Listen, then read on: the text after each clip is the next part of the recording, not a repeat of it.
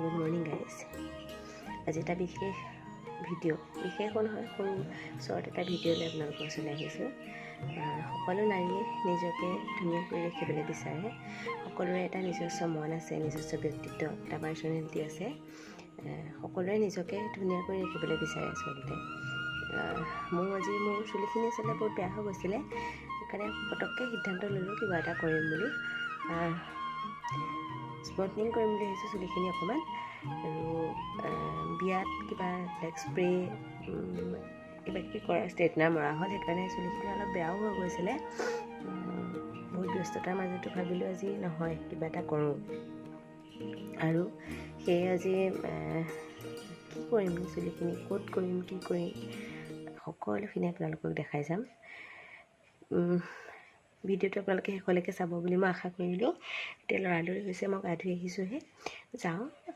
আৰু ভিডিঅ'টো চাই যদি ভাল পায় তেতিয়াহ'লে please like, comment, share and subscribe কৰিব বুলি মই আশাৰে বাট চাই ৰ'লোঁ। মই আহি পালোঁহি টিয়কৰ ডেইজি পাৰ্লাৰ, আৰু আগন্তুক দুৰ্গা পূজা উপলক্ষে এটা অফাৰ দি আছিলে, আৰু সেইকাৰণে ইয়াতে কৰি ল'লোঁ। আৰু মই ডেছক্ৰিপশ্যনত আপোনালোকক নাম্বাৰটো দি দিম, যদি প্ৰয়োজন হয় আপোনালোকে কণ্টেক্ট কৰি ল'ব পাৰে।